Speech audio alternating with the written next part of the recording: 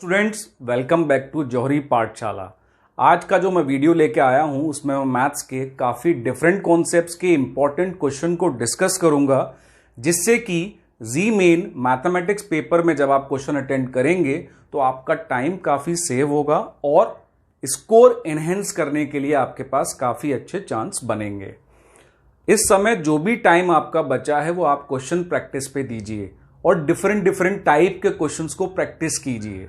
ठीक है, कुछ क्वेश्चन जी मेन में ऐसे आते हैं जिसको आपने अगर पहले से उससे रिलेटेड कॉन्सेप्ट नहीं किए होंगे तो आप बहुत ज्यादा टाइम ले सकते हैं और शायद उसके बाद भी ना आए। ठीक है, तो ऐसे क्वेश्चन अब मैं इस वीडियो में प्रैक्टिस आपको कराने वाला हूं। ठीक है जी, सबसे पहला क्वेश्चन आप देख सकते हैं, ये है सीरीज का क्वेश्चन जिसमें आपसे 1/2 factorial plus 1/4 factorial plus 1/6 factorial till infinite के वो सम पूछ रहा है। अगर डायरेक्टली आपने इस की कॉन्सेप्ट के क्वेश्चन नहीं किए हैं तो वहां पे आप इस क्वेश्चन को ज्यादा चांसेस है छोड़ देंगे, क्योंकि ये फैक्टोरियल्स में आप सोचेंगे कि कौन सी सीरीज बनेगी। लेकिन मैं अब आपको इसका सॉल्यूशन बताता हूं। It is a based on a very की कॉन्सेप्ट। हर क्वेश्चन का की कॉन्सेप्ट आपको इस समय क्वेश्चन के सॉल्यूशन के साथ रिवाइज करना बहुत जरूरी है। Question is not important. The practicing of question is important to store that key concept in your mind. वही आपके वेपन्स होते हैं एग्जाम हॉल में उस स्टिपुलेटेड टाइम में क्वेश्चन को क्रैक करने के लिए। इसका की कॉन्सेप्ट बहुत सिंपल है। आपको एक्सपोनेंशियल सीरीज पता होनी चाहिए। तो एक्सपोनेंशियल सीरीज मुझसे बोलती है कि e to the power x plus e to the power minus x मैं कर दूं तो ये जो सीरीज बनेगी ये बनेगी 2 times 1 plus x square upon 2 factorial plus x to the power 4 upon 6 factorial till infinite. This is the key concept to crack this numerical. आपको e to the power x की एक सीरीज होती है, e to the power minus x की एक series होती है, वो आपको पता होना बहुत जरूरी है।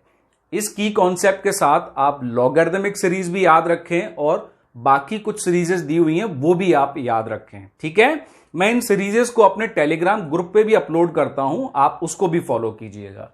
तो इस सीरीज से मेरा ये आ गया क्वेश्चन। लेकिन as per the question if I see ऊपर सब में 1 1 1 है, तो इसका मतलब मुझे x की वैल्यू पहले 1 लेनी पड़ेगी। तो मैं इसी सीरीज को कन्वर्ट कर देता हूं लेट x इक्वल टू 1 से। जैसे ही मैं x इक्वल टू 1 लूंगा तो ये हो जाएगा 1 plus 1 square upon 2 factorial plus 1 upon 6 factorial, जो लगभग इसके जैसा बन चुका होगा। उसके बाद 2 मुझे ट्रांसपोर्ट करना पड़ेगा, तो e टू द पावर 1 रख दिया तो ये हो गया 1 अपॉन e, ये 2 नीचे ट्रांसपोज हो गया, इक्वल टू बचा 1। तो मैं 1 को भी इधर माइनस में ले आता हूं, तो यहां बचेगा क्या, आप देख सकते हैं 1/2 factorial plus 1/6 factorial plus dash dash dash dash infinite. तो आपने देखा, अगर आपको एक्सपोनेंशियल सीरीज पता है, e to the power x की सीरीज होती है, e to the power minus x की सीरीज होती है, अगर आपको वो पता है, दोनों सीरीज सेम होती है, बस ऑल्टरनेट प्लस माइनस का डिफरेंस रहता है। इसमें सारी टर्म पॉजिटिव, इसमें सारी term alternate positive and negative आती हैं। तो मैंने इस की कॉन्सेप्ट को आपको नोट कराया, ये इंपॉर्टेंटली आप नोट कर लीजिएगा। अब जाएगा आपके सिर्फ कैलकुलेशन। तो जब मैं एलसीएम लेके इसको सॉल्व करूंगा तो ये हो जाएगा e square plus 1 minus 2 upon 2e equal to as it is जो सीरीज मुझे चाहिए, है ना। तो ये क्या हो गया, e square minus 1 upon 2e is the answer. Option में आपको जब ये मिलेगा तो आप इसको टिक कर दीजिएगा।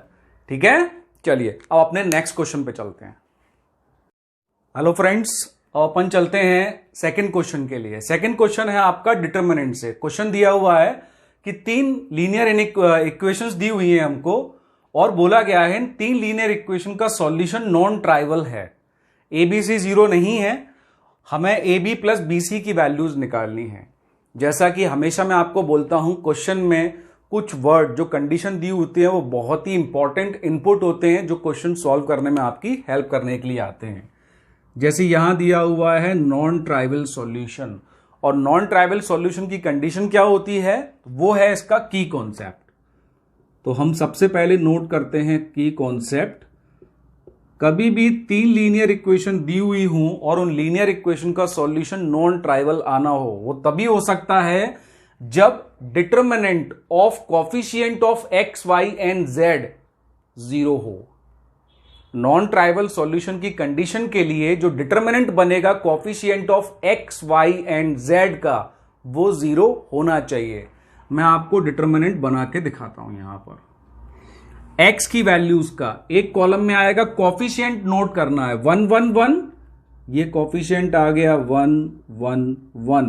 y का कोफिशिएंट दूसरे कॉलम में 4a 3b 4a 3b and 2c। फिर लास्ट आएगा z का कोफिशिएंट का कॉलम जो है abc a b and c।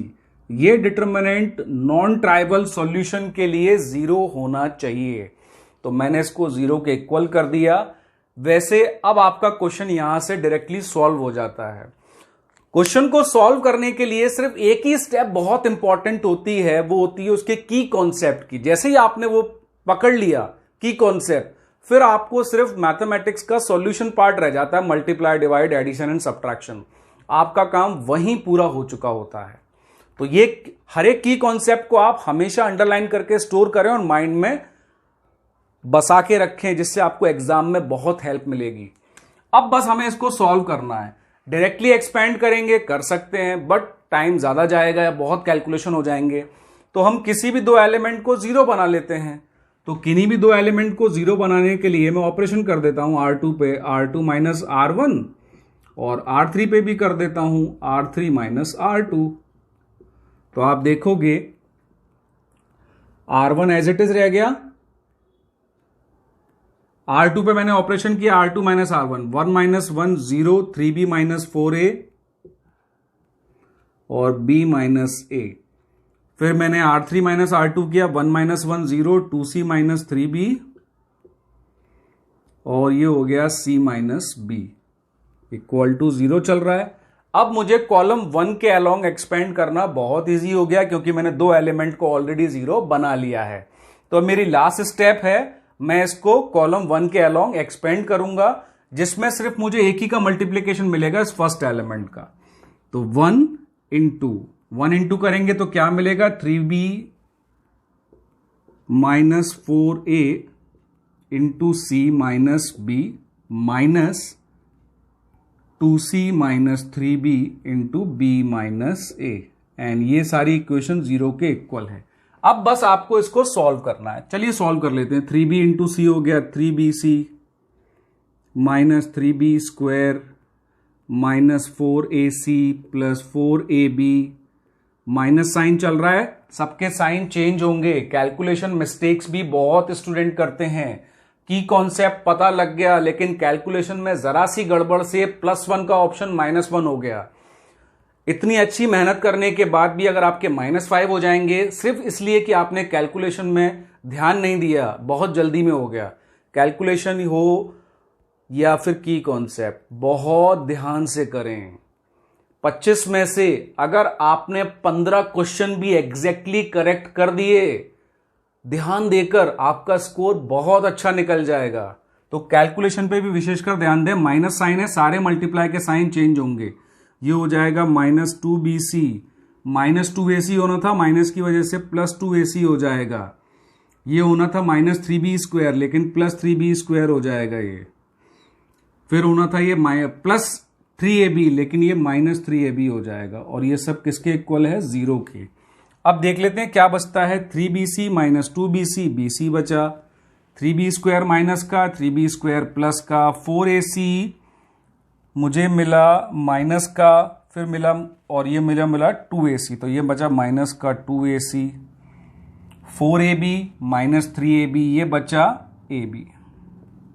और ये सब किसके इक्वल है, 0 के इक्वल है। मुझे किसकी वैल्यू चाहिए, ab प्लस bc की, ab प्लस bc की वैल्यू चाहिए।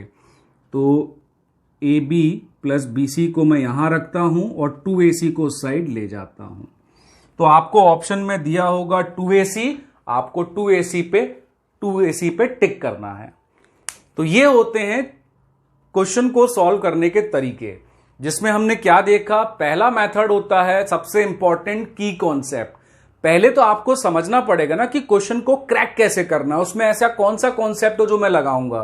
तो सबसे पहली स्टेप, उस स्टेप के बाद जो काम रह जाता है वो है आपके कॉन्शियसनेस का, जिसमें कि आपके कैलकुलेशन एरर्स ना हो। उसके लिए बहुत आराम से एक एक कैलकुलेशन को क्रॉस चेक करते हुए आप करें।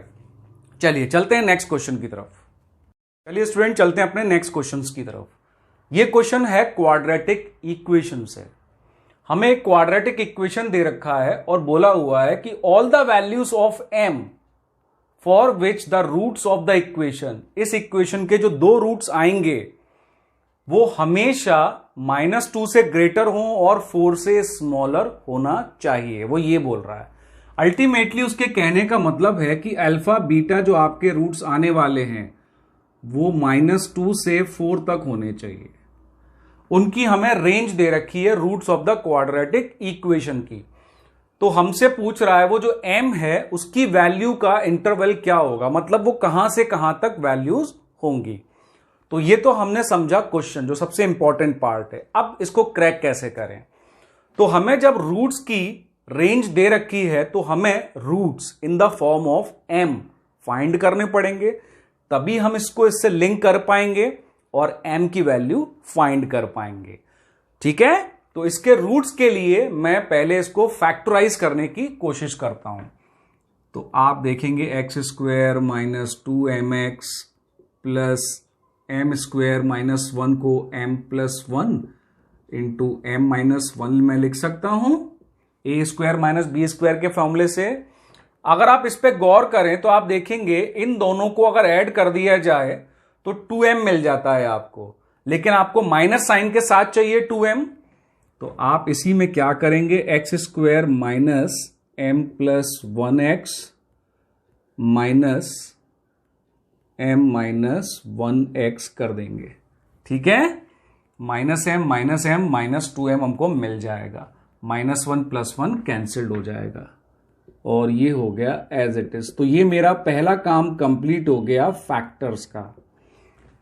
इसका मैं एक की कॉन्सेप्ट आपको दोबारा बता देता हूं। की कॉन्सेप्ट में मैंने बोला है कि अल्फा बीटा की रेंज मुझे अगर दी हुई है और m की वैल्यू की रेंज पूछी है तो मुझे अल्फा बीटा m के रिस्पेक्ट में निकालने पड़ेंगे, तभी मैं इस कंडीशन को यूटिलाइज कर पाऊंगा।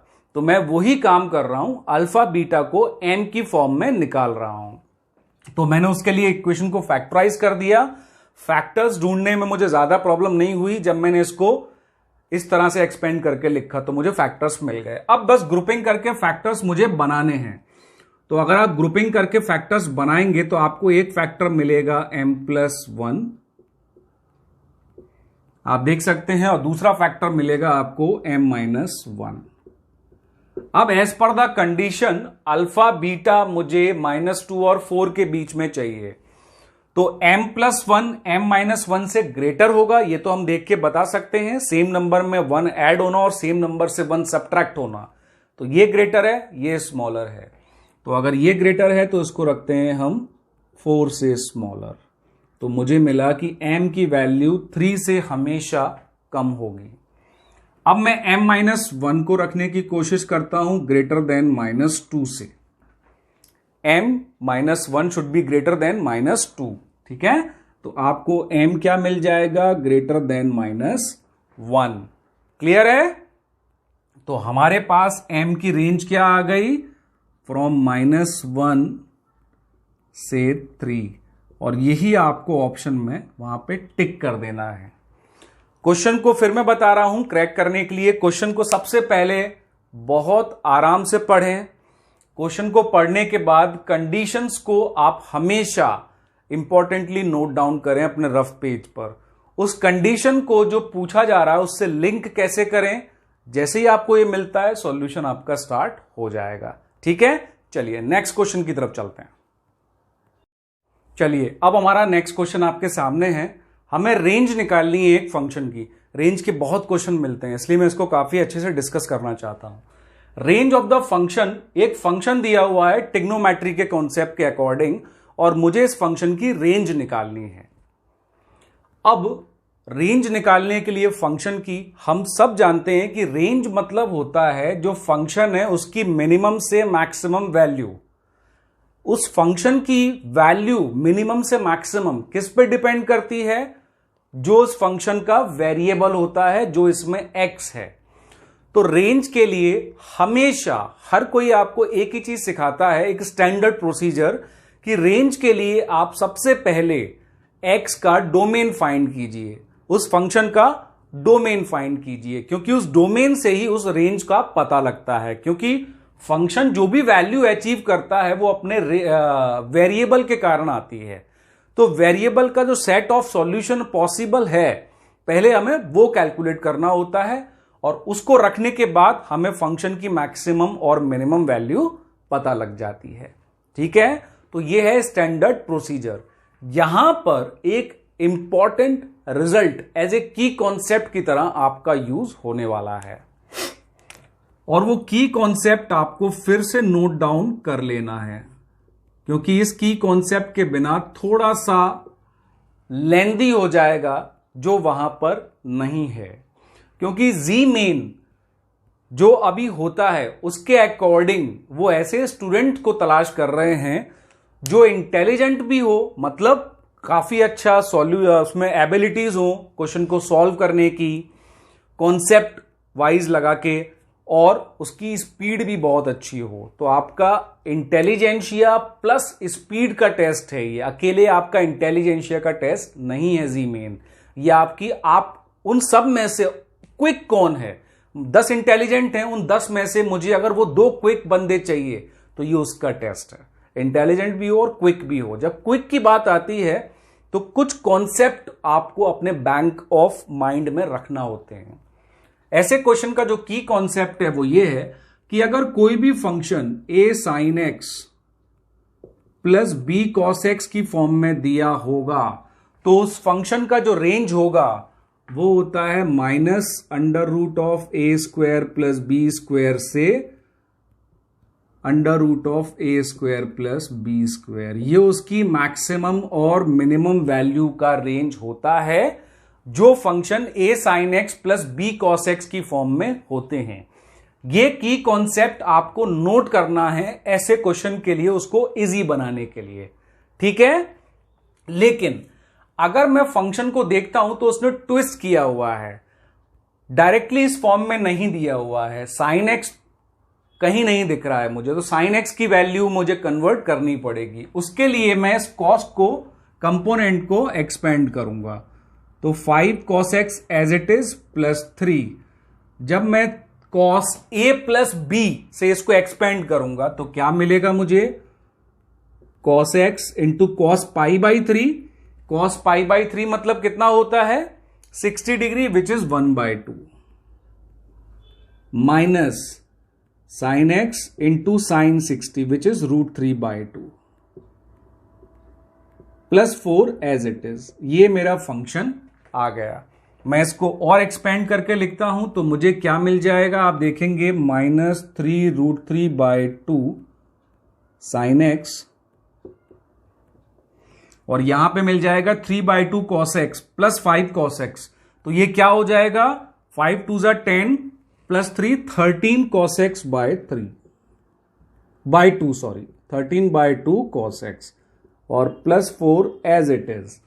अब आप देख सकते हैं क्वेश्चन को मैंने बिल्कुल अपने की कॉन्सेप्ट की फॉर्म में डिराइव करके, एक्सपेंड करके मैं ले आया हूं। अब मुझे सिर्फ और सिर्फ की कॉन्सेप्ट ठीक से लगाना है।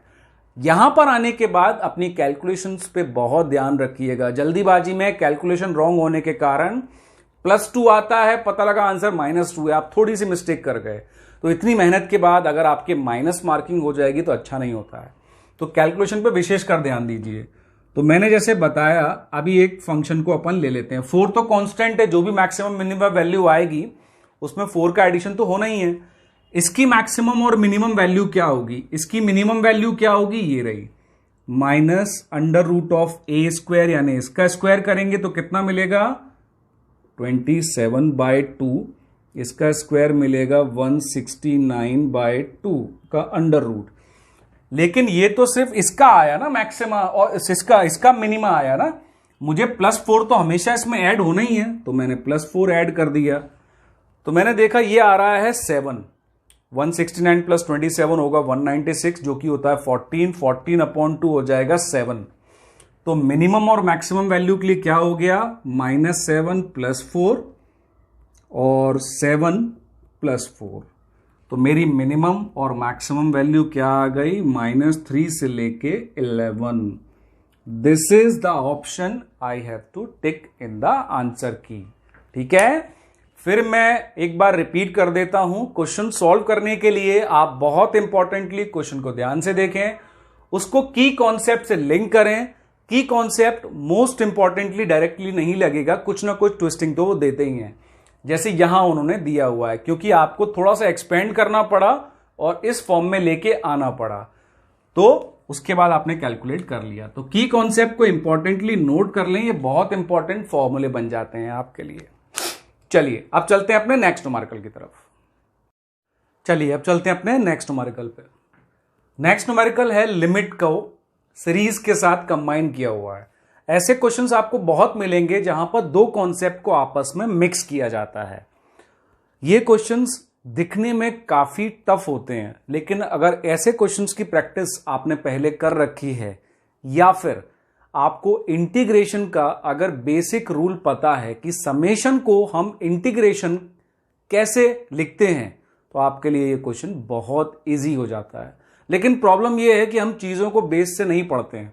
कोई बात नहीं, मैं यहां पर उसके बेसिक कॉन्सेप्ट यानी की कॉन्सेप्ट में क्लियर करूंगा ये बात। बस इसमें आप इतना याद रखिए कि जो इंटीग्रेशन है और समेशन का साइन जो होता है, जो इंटीग्रेशन होता है और जो समेशन होता है, वो दोनों एक ही कड़ी हैं, लिखने का तरीका डिफरेंट हो जाता है। यहां पर की कॉन्सेप्ट उसी पर है। अगर आप देखेंगे लिमिट मुझे निकालनी है n टेंड्स टू इंफिनिटी, तो मैं इसको इंटीग्रेशन में चेंज करने के लिए क्या करने वाला हूं, मैं इसको लिख लूंगा limit n tends to infinity, this is what, r equals to 1 से लेके n तक r स्क्वायर है। ये आप देख सकते हैं 1 स्क्वायर 2 स्क्वायर 3 स्क्वायर 4 स्क्वायर। मैं इसको ऐसा लिख सकता हूं r 1 से लेके n तक गया हुआ है, आप देख सकते हैं। ठीक है, मल्टीप्लाई में एक और सीरीज है जिसको मैं समेशन में कन्वर्ट करता हूं, r equals to 1 to n and it is r³। ठीक है, सिमिलरली मैंने डिनोमिनेटर को भी कन्वर्ट कर लिया समेशन में, r इक्वल्स टू 1 से लेके n तक r⁶। अब यहां पर मेरा की कॉन्सेप्ट यूज होगा जब मैं इसको इंटीग्रेशन की फॉर्म में चेंज करूंगा। तो इंटीग्रेशन की फॉर्म में चेंज करने के लिए सबसे पहले मुझे थोड़ा सा इसको रीअरेंज करना पड़ेगा। मुझे इसको लिखना पड़ेगा r²/n², और ये समेशन वही की वही रहेगा, r equals to 1 to n। तो जब n² आ रहा है तो n² का मल्टीप्लाई भी आएगा, इनटू में n³ का मल्टीप्लाई भी आएगा 1 to n, ये हो जाएगा r³/n³। सेम वे मैं नीचे करूंगा n⁶ और अंदर भी डिवाइड कर दूंगा, r इक्वल्स टू 1 से लेके n तक r⁶/n⁶। तो ये ऐसे हो जाएगा। ठीक है, this is the key concept. मैं ये पावर होल में लगा लेता हूं, this is the key concept. हम जब समेशन को इंटीग्रेशन में ट्रांसफॉर्म कर रहे हैं, अब यहां पर ये जो चीज आप देख रहे हैं, इसमें मैं क्या करूंगा, x इक्वल टू r/n ले लेता हूं मैं। Let us suppose x is equal to r/n। जब मैं ऐसा करता हूं तो लिमिट में आप सबको पता है मुझे लिमिट्स भी चेंज करनी पड़ती हैं। तो r/n में क्या हो जाएगा 0, और जब n तक जाएगा तो क्या हो जाएगा 1। तो इसकी लिमिट आ जाएगी 0 से 1, जो सारे इंटीग्रेशन की लिमिट होगी। बस यही है आपका लास्ट स्टेप जिससे ये क्वेश्चन सॉल्व होने वाला है। लास्ट स्टेप भी है और की कॉन्सेप्ट भी है इसके बाद। तो ये सारे क्या होगा, ये क्या हो गया, इंटीग्रेशन 0 से 1, 0 से 1 मैंने अभी आपको निकाल के दिखाया, और ये क्या हो गया x² into dx multiplied by integration 0 to 1 x³ into dx divided by integration 0 to 1 x⁶ into dx। तो बहुत सिंपली मैंने समेशन को इंटीग्रेशन में ट्रांसफॉर्म कर लिया है। ठीक है जी। अब मुझे बस कुछ नहीं करना है, इस इंटीग्रेशन को सॉल्व करना है। तो जब मैं इस इंटीग्रेशन को सॉल्व करूंगा x⁵ 1 रखने पे आपको ये दिखेगा, ये वाला इंटीग्रेशन 1/3 देगा, ये वाला इंटीग्रेशन देगा आपको 1/4, नीचे वाला इंटीग्रेशन देगा 1/7। तो आप देखेंगे आंसर कितना हो जाएगा, 7/12। ये आ गया आपका आंसर। क्वेश्चन इतना टफ लग रहा था, लेकिन आप देख सकते हैं स्टेप में आपको ज्यादा से ज्यादा 2 मिनट लगेंगे। सबसे ज्यादा टाइम आपको तब लगता है जब कोई क्वेश्चन सरप्राइज एलिमेंट में आता है और आप बेसिक कॉन्सेप्ट को मिस कर रहे होते हैं। तो बेसिक कॉन्सेप्ट को हमेशा याद रखें, जो मैंने बताया, इंटीग्रेशन और समेशन का ट्रांसफॉर्मेशन कैसे करना है हमको। ठीक है जी, ये क्वेश्चन उसी पे बेस्ड है। बेसिक कॉन्सेप्ट को आप याद भी करें तो भी अच्छा रहेगा। याद करके रखना है कॉन्सेप्ट, तभी तो आप लगाएंगे ना। मेमोरी एक बहुत बड़ी चीज है। जब मैं याद करना बोल रहा हूं तो मैं क्वेश्चन को रटने की नहीं बोल रहा हूं। याद करना मतलब बेसिक कॉन्सेप्ट तो आपकी मेमोरी में स्टोर होने चाहिए ना। उन्हीं बेसिक कॉन्सेप्ट को यूज करके आप ट्रिक्स लगाते हो, आप रीअरेंज करते हो टर्म्स में, तो ये रीअरेंजमेंट हो रहा है। उस हिसाब से क्वेश्चन को आप इस तरीके से ढाल लेते हो जिस तरीके से आपने सीखा होता है, क्वेश्चन सॉल्व हो जाता है। चलिए नेक्स्ट क्वेश्चन पे चलते हैं। चलिए अपने नेक्स्ट क्वेश्चन पे चलते हैं। इफ आई एन इस फॉर्म में आपको दिया हुआ है, देन ही इज आस्किंग कि find this I n into n minus 1। Question को देखने के बाद तुरंत सॉल्व करने मत लग जाए। 5 सेकंड दें अपने आप को क्वेश्चन को समराइज करने के लिए मन में, उसके की कॉन्सेप्ट को डेवलप करने के लिए। अगर आप यहां देखते हैं आई एन, तो मैं आई एन को अगर चाहूंगा तो कैसे जो मुझे गिवन है मैं लिखूंगा integration of log x to the power n into d x. तो मैं आई n-1 को कैसे लिखूंगा, n की जगह n-1 लिख दूंगा, तो log x to the power n-1 into d x. ये चीज क्लियर हो गई। पहली स्टेप में बस मैंने कुछ नहीं किया है, जो मुझे आई एन गिवन था उसी को मैंने आई एन और आई n-1 की फॉर्म में लिख लिया है। अब जब मैं यहां देख रहा हूं तो मुझे दिखता है कि log x का डिफरेंशियल क्या होता है, 1/x। और जब मैं इसका डिफरेंशियल करने जाऊंगा तो log x to the power n-1 मुझे मिलेगा 1/x के साथ। यही 5 सेकंड आपको अपने आप को देने हैं एग्जाम हॉल में, क्वेश्चन को मन में समराइज करने के लिए। एक बार मन में समराइज हो गया, आपका बहुत कम टाइम लेगा वो सॉल्व होने के लिए। तो फिर मैं क्या करता हूं, मैं आई एन को फर्स्ट एंड सेकंड फंक्शन से इंटीग्रेट करता हूं।